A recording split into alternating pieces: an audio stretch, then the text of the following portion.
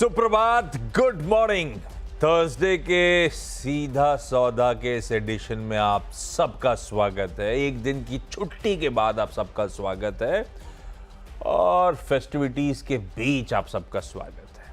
आज नवरात्रे का डे 1।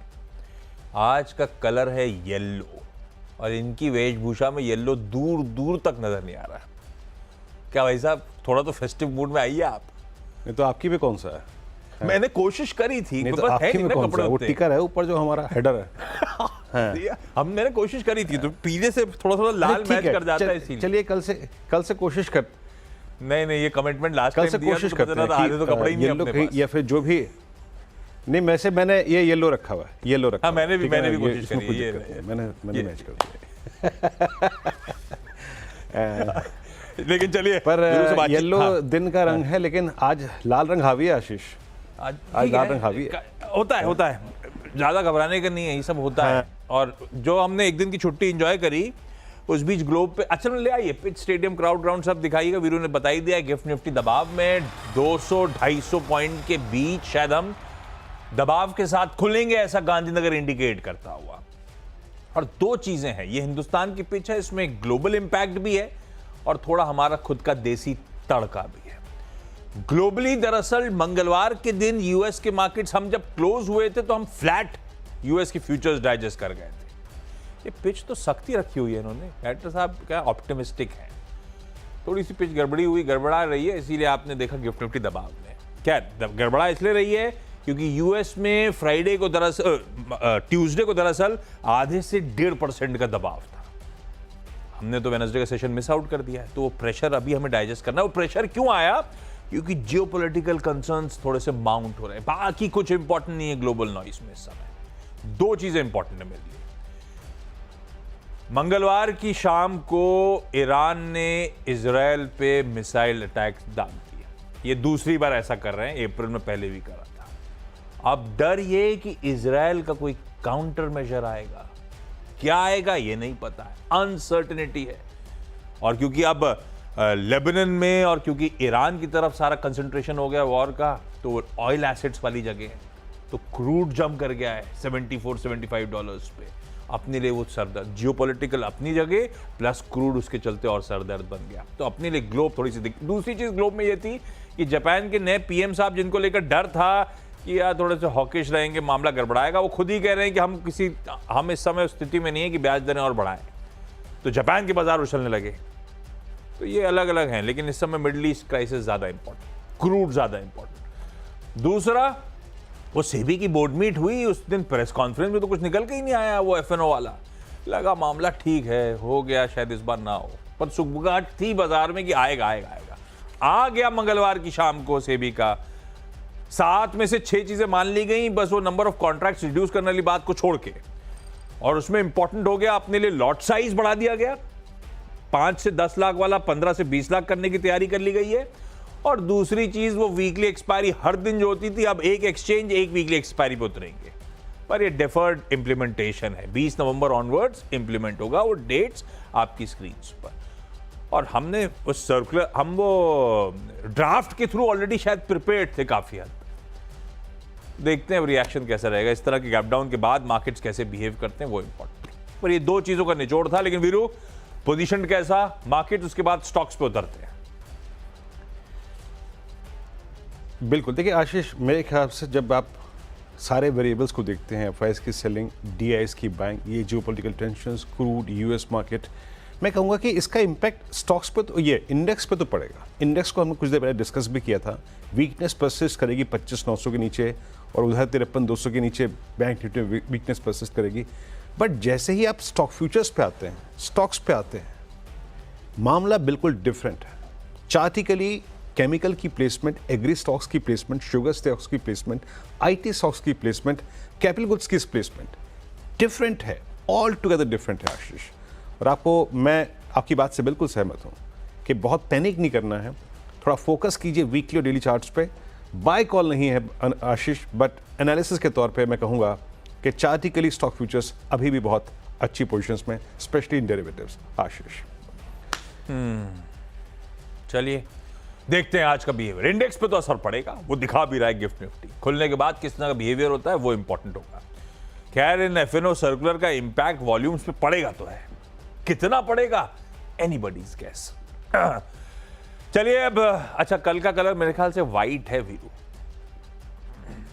अब व्हाइट क्या पहनेंगे, सूट पहनेंगे कि शर्ट पहनेंगे? नहीं, शर्ट पहनेंगे। नहीं, सूट पहनेगा। शर्ट तो आज भी व्हाइट थी, लेकिन चलिए कोशिश करेंगे हम लोग कलर्स को मैच करने की कुछ ना कुछ करेंगे। वीरू ने कह दिया है। हाँ, नहीं, ट्राई करेंगे। अच्छा चलिए, अब आज के स्टॉक्स पे बढ़ रहा हूँ। थोड़ा सा मुश्किल था इस सर्कुलर का इम्पैक्ट। अपन बहुत दिनों से बीएससी ग्रीन लेके चल रहे थे, जब भी कुछ सर्कुलर रिलेटेड खबर आती थी मैं कहता था ग्रीन करो, ग्रीन हुआ। अब आज रिएक्शन का दिन है, हो सकता है ऑलरेडी सब कुछ डाइजेस्टेड है, ये आज दबाव में आ जाएगा, ये हो सकता है मैं ग्रीन ही लेके चलूंगा, क्योंकि लॉजिकली बीएससी के लिए आउटकम जो आया है पॉजिटिव है। और उसके लिए मैंने हमेशा कहा है कि इनको लेवल प्लेइंग फील्ड मिल रही है, एक मौका है गजब का कि 50-50 मार्केट शेयर कर लो आप। उनके पास एक एक्सपायरी, आपके पास एक एक्सपायरी। पर यह सच है, जो भी सर्कुलर से आया है उससे एक्सचेंजेस का, ब्रोकरेजेस का रेवेन्यू लॉस होना है, उस पे रिएक्शन देना है। तो दबाव अब आएगा लो लेवल्स पे, तो मुझे लगता है लो लेवल्स पे पैसा चैनलाइज हो रहा होगा बीएससी पे। इवेंचुअली ग्रीन है। आज का रिएक्शन थोड़ा सा कंफ्यूजिंग हो सकता है मेरे लिए, इसीलिए आज के लिए नहीं कह रहा हूं। पर ये खबर कैसी है बीएससी के लिए, अपने आप में पॉजिटिव है। दूसरा, एंजल वन को लाल लेके चल रहा हूं। हालांकि अपन ने कितनी बार मेंशन कर दिया कि ब्रोकरेजेस सबड्यूड रहेंगी, वो सबड्यूड रही हैं। कहां 3900 वाला स्टॉक 2600-2500 के आसपास है।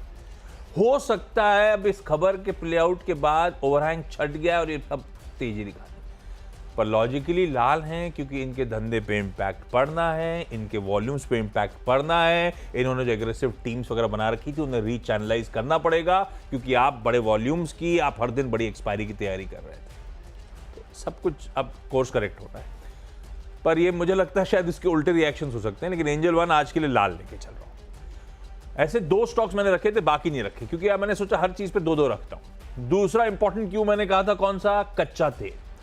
2 स्टॉक्स उससे जोड़ दिए मैंने। ओएनजीसी, आप चाहें तो ऑयल इंडिया होती, दोनों अपस्ट्रीम में से किसी एक को, मैंने ओएनजीसी चुना, दिग्गज को। भाई $70, $70.5 पे छोड़ा हुआ ब्रेंट था मंगलवार को, मार्केट ने जब डाइजेस्ट करा था 3:30 बजे। आज $74 पे आके खड़ा हो गया, $4 के आसपास का जंप है ब्रेंट के भाव में। और अभी इजराइल का एक्शन अवेटेड है, कुछ ऑयल एसेट्स, अब पता नहीं, एनीबॉडी इज गेस। अब ईरान की इंपॉर्टेंस समझिए। 3rd लार्जेस्ट ओपेक प्रोड्यूसर है, 4 million barrels of oil per day लेकर आता है। और मैंने सुबह भी मेंशन करा था, लेबनान और ईरान की तरफ मामला आ गया है गाजा की जगह, और ये सब ऑयल एसेट्स से भरे हुए ज्योग्राफीज है। ओएनजीसी ग्रीन है, पर यही ऑयल का उबाल एशियन पेंट जैसे स्टॉक्स के लिए खराब है। अभी अगर ये परसिस्ट कर गया ऊपरी स्तरों पे तो दिक्कत, एक दिन तो नीजक रिएक्शन होता है, पर अपन नीजक रिएक्शन पे रिएक्ट कर रहे होंगे, इसलिए एशियन पेंट्स आज के लिए लाल है। इनपुट कॉस्ट वरीज के बीच वीरू 4 हो गए। आशीष, मैं पिक कर रहा हूं। मैंने लास्ट सेशन में भी केमिकल्स फर्टिलाइजर्स पे फोकस किया था, लेकिन मैं आज स्टॉक्स को बदल रहा हूं। स्ट्रॉन्ग कन्विक्शन है मेरा, बहुत स्ट्रॉन्ग कन्विक्शन है कि ये ग्रीन ट्रैजेक्टरी में परसिस्ट कर सकते हैं। ये डेटा एनालिसिस है, प्लीज क्रॉस चेक कीजिएगा, जो चार्ट्स पे है, जो भाव कॉपी में है, वही रख रहा हूं आपकी स्क्रीन पे। पहला स्टॉक यूपीएल। आशीष, लगभग समझ लीजिएगा कि जुलाई 2023 के बाद यूपीएल का ये प्लेसमेंट है on above 200 week exponential moving average. गजब बेस बनाया है इसने, अब ये 200 वीक एक्सपोनेंशियल मूविंग एवरेज के ऊपर है। हमने टाटा केमिकल को खेला था, दीपक नाइट्राइट को खेला था, आज मैं खेल रहा हूं यूपीएल को। प्लेसमेंट स्ट्रॉन्ग है, एनालिसिस कीजिएगा इसका प्लीज घर में बैठ के। 200 वेमा के ऊपर, और एक और चीज बताऊं मैं आपको यहाँ पे, इसकी 620-650 की कॉल में बहुत एक्शन है, इसको रीड कीजिएगा। दूसरा, आरती इंडस्ट्रीज। मैंने एक स्ट्रक्चर वो पिक किया जो 200 वेमा को पार कर रहा है, लेकिन मैं दूसरा स्ट्रक्चर वो पिक कर रहा हूं जो डेली चार्ट्स पे एक पॉजिटिव डाइवर्जेंस क्रिएट कर रहा है।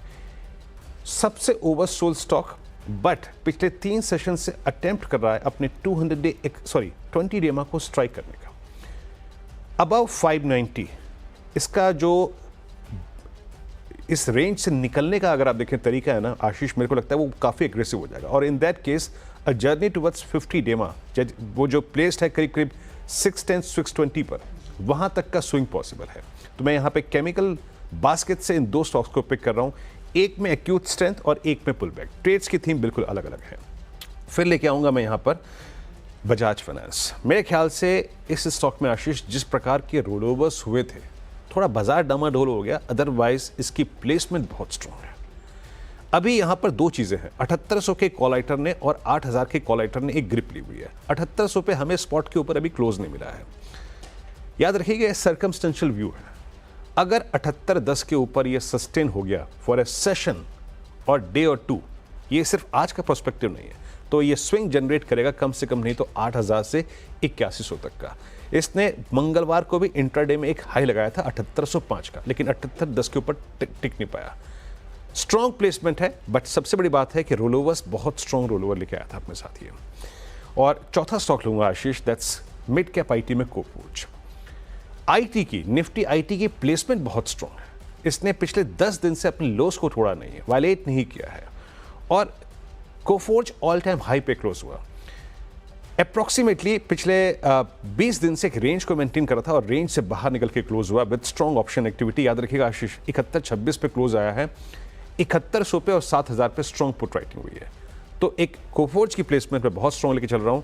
आईटी और केमिकल्स और कुछ एनबीएफसीज फर्स्ट ट्रांच में आशीष, मैं इसी पे फोकस कर रहा हूं। आशीष ये लीजिए भाई साहब, बढ़िया पोजीशनिंग और सेटअप के लिहाज से कुछ बेहतरीन आइडियाज का तड़का भी आपके लिए। लौट के वापस खबरों पे मेरे साथ। 2 क्वार्टर अपडेट आए तो बहुत सारे, 2 सिंगल आउट करके, पर दोनों लाल लेके चल रहा हूं। कोल इंडिया का Q2 बिजनेस अपडेट ठंडा है, मतलब बेसिकली प्रोविजनल प्रोडक्शन और ऑफटेक का परफॉर्मेंस सितंबर महीने का। सितंबर में कोल प्रोडक्शन 1% गिरा और कोल ऑफटेक 1.5% गिरा। कमजोर सा अपडेट साल दर साल लाल लेते हैं यार, मूड भी थोड़ा मार्केट का वैसा ही है। डाबर इंडिया का भी बिजनेस अपडेट मुझे कमजोर लगा, हालांकि अभी बीच में एक ब्रोकरेज का डाउनग्रेड आ गया था, उसके दिन 4-5% डाबर इंडिया ऑलरेडी गिरा हुआ है, तो ऊपर से ठंडा पड़ा हुआ, लेकिन ये अपडेट कमजोर है। ये अपडेट कह रहा है कि सब कुछ ठीक चल रहा था क्वार्टर पे, लेकिन मामला गड़बड़ा गया क्योंकि कई सारे पार्ट्स ऑफ द कंट्री में हैवी रेन्स और फ्लड्स आए, उसके चलते out of home consumption, consumer offtake दबाव में आया, और हुआ क्या कि डिस्प्रपोर्शनेटली हायर ग्रोथ है ऑर्गेनाइज चैनल पे, यानी ई कॉमर्स, क्विक कॉमर्स की तरफ, पर ये डिस्ट्रीब्यूटर आरओआईज को इंपैक्ट कर रहा है। हम एक स्ट्रैटेजिक स्टेप ले रहे हैं इसे करेक्ट करने के लिए, और उसके चलते हमें शायद टेम्पररी टॉप लाइन पे खामियाजा भुगतना पड़ेगा। तो इश्यूज इनके कुछ हैं, जिसके चलते मिड सिंगल डिजिट डिक्लाइन आय में देखने को मिलेगा, यानी कि आय साल दर साल गिरने वाली है। मिड सिंगल डिजिट मतलब हो सकता है मिड सिंगल तो लॉजिकली 4-5-6% के आसपास का हो सकता है, दबाव की बात कर रहे हैं। डाबर भी इन अपडेट्स के बीच में लाल है, विरुद्ध 6 हो गए। मैं भी बाकी रखता हूं अपने कोरोमंडल। आशीष प्लेसमेंट बहुत स्ट्रॉन्ग है और मैं पिछले कई दिनों से इसे वॉच कर रहा था। 1700 पे कॉल आइटर था और स्पॉट जाके 1700 के ऊपर ही प्लेस्ड हो गया, बहुत स्ट्रॉन्ग। देखिए इन स्टॉक्स को ट्रेड करने का तरीका क्या हो सकता है, ऐसा नहीं है कि खुलते ही कूद गए, नहीं। पहली बात यह है कि जब कोई स्टॉक ब्रेकआउट दे, कॉल आइटर्स के ऊपर आ जाए और जब डिप मिले तो फिर उसको आप कंसिडर कर सकते हैं। कोरोमंडल की प्लेसमेंट बहुत स्ट्रॉन्ग है। अप्रॉक्सीमेटली अगर आप समझ लीजिएगा कि अगस्त मिड से चली आ रही स्लोपिंग डाउनवर्ड चैनल से इसने बाहर इजेक्ट कर दिया। प्लेसमेंट अच्छी है, 50 डेमा से थ्रस्ट मिलके एक ऊपर की तरफ आया है और ऑप्शन स्टैट्स इसके फेवर में है। सबसे बड़ी बात है कि कॉल आइटर्स के जोन के ऊपर क्लोज हुआ कोरोमंडल। कैपिटल गुड्स, मैं ये मिड सितंबर से बोल रहा हूं कि कैपिटल गुड्स जो सितंबर में शॉर्ट लेके आया था वो सितंबर सेकेंड हाफ में कवर हो गई। अब यहां पे इजेक्ट कर रहे हैं स्टॉक्स अपने बेस से। एबीबी, सिमेंस, कमिंस सब यही कर रहे हैं। यहां पे मैं कमिंस को प्लेस कर रहा हूं। याद रखिएगा कमिंस स्ट्रॉन्ग क्लोज हुआ है, 3900 एक हडल होगा इस स्टॉक के लिए। 3900 हडल इसलिए होगा क्योंकि वहां पे कुछ कॉल आइटर्स खड़े हैं, डिप मिले तो कंसिडर करिएगा, but the moment it will cross 3900 एक बहुत स्ट्रॉन्ग स्विंग इसमें विजिबल है। एक रेंज बाउंड का केस है, ब्रेकआउट का केस है। और एक रखिएगा डालमिया भारत, जरा प्लीज चार्ट स्क्रीन पे लेके आइएगा। प्लेसमेंट इसकी भी बहुत स्ट्रॉन्ग है, जो मैं कह रहा हूँ ना, बहुत सारे स्पेस में मोमेंटम स्ट्रॉन्ग आ रहा है, एक्यूमुलेशन दिख रहा है, उसमें सीमेंट भी है। डालमिया भारत ने अप्रॉक्सीमेटली फेब 2024 के बाद एक क्लोज दिया है 200 डे एक्सपोनेंशियल एवरेज के ऊपर। तो ये मेरा इस वक्त का स्टॉक है सीमेंस स्पेस से, बहुत स्ट्रॉन्ग सेटअप। एक काम करते हैं, ब्रेक लेते हैं सीधा सौदा में अभी, और जब ब्रेक से लौटेंगे तो आशीष में अपनी जो टीम्स के जो बाकी खिलाड़ी हैं उन पर बातचीत करेंगे। ब्रेक लेके हाजिर होते हैं। ब्रेक के बाद आप सबका स्वागत है। चलिए भाई, अब बचे हुए 4 स्टॉक्स, 2 ऑटो सेल्स वाले उठाए मैंने और दोनों अच्छे लग रहे हैं। अब आज का दिन ये बात अलग है कि वो स्टॉक्स के लिए कंड्यूसिव नहीं है। आइशर मोटर्स के उसमें, क्योंकि रॉयल एनफील्ड की बिक्री के आंकड़े ज्यादा इंपॉर्टेंट होते हैं, बढ़िया है। बिक्री में ऑलमोस्ट 11% का उछाल है। हमारे अनुमान थे 73,000 यूनिट्स के आसपास, 87,000 यूनिट्स के आसपास आए, तगड़ा बीट है। तो मैं इसे ग्रीन लेके चलता हूं।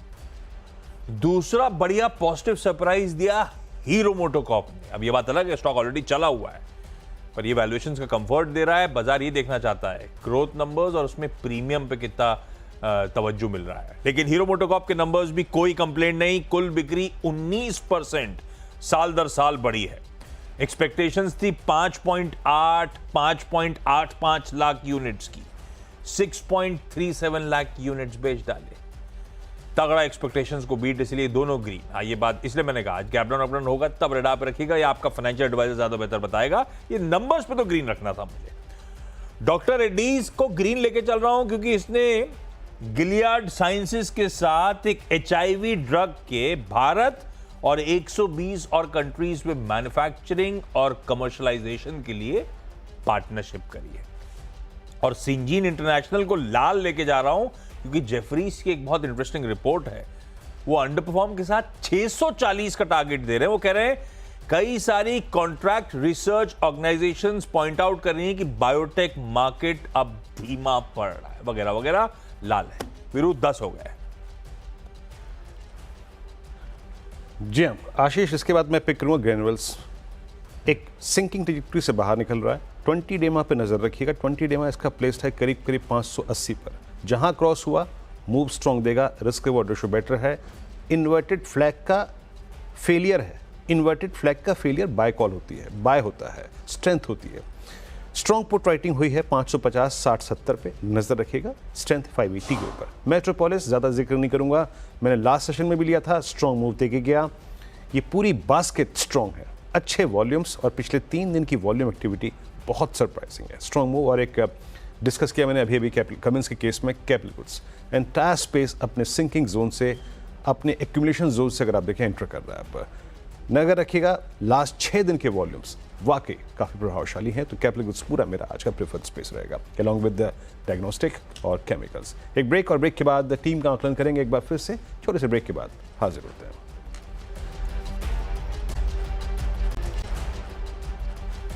चले भाई, ब्रेक के बाद आप सबका स्वागत है। मेरी 10 की सीधा सौदा की टीम आप लोगों की स्क्रीन पर आएगी। किसी ना किसी खबर से जुड़ा है। आज बाजार का मूड तो आप देख ही रहे हो। आप और आपका फाइनेंशियल एडवाइजर ज्यादा बेहतर है डिसाइड करने में कहां ट्रेड लेना है, कहां इन्वेस्टमेंट करना है या छोड़ देना है। सेबी का सर्कुलर, उसके चलते बीएससी को ग्रीन और एंजल वन को लाल रख रहा हूं, पर ध्यान रखिएगा सब एक ही ब्रश से पेंट होने, सबके धंधे पे इंपैक्ट पड़ना है। ओएनजीसी, क्योंकि कच्चा तेल उछला तो उसी कच्चे तेल का खामियाजा किसी एशियन पेंट्स को, जिसके इनपुट कॉस्ट बढ़ेंगे। कोल इंडिया और डाबर इंडिया के अपडेट्स, सॉरी कोल इंडिया का मंथली अपडेट है, डाबर इंडिया का Q2 बिजनेस अपडेट है, ठीक कर लीजिएगा, दोनों खराब है। आयशर मोटर्स, हीरो मोटोकॉर्प, दोनों के सेल्स नंबर सितंबर के बेहद स्ट्रॉन्ग। पर हां, आज वो दिन नहीं है जब ये पॉजिटिवली शायद रिएक्ट कर रहे हो, लेकिन नंबर्स अच्छे, थम्स अप।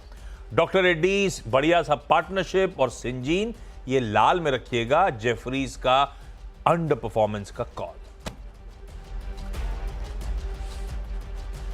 जी अब मेरी टीम्स को देखते हैं। यहाँ पे कुछ मैंने केमिकल, कुछ अगर आप देखें फार्मा स्टॉक्स रखा है। UPL Aarti Industries strong, Bajaj Finance strong setup, strong rollovers previous series से। आईटी में Coforge strong setup, all time high पे क्लोज हो, ऑप्शन एक्टिविटी काफी स्ट्रॉन्ग, पुट राइटिंग हुई है। कोरोमंडल यहाँ पे स्लोपिंग डाउनवर्ड चैनल से बाहर निकला, कॉल रिस्क के जोन के ऊपर क्लोज हुआ। Cummins Siemens 2 strong candidate capital goods से। डालमिया भारत सीमेंट स्पेस में लोअर ट्रैजेक्टरी से बाहर निकला, a close above 200 day exponential average. Granules ने 100 डेमा से एक थ्रस्ट जनरेट किया है, आज टेस्ट ऑफ 20 डेमा होगा। ऑप्शन एक्टिविटी स्ट्रॉन्ग है, पुट राइटिंग है और metropolis health care strong accumulation phase में। स्टॉक मूव अच्छा था ट्यूसडे को भी और चार्ट सेटअप बहुत स्ट्रॉन्ग।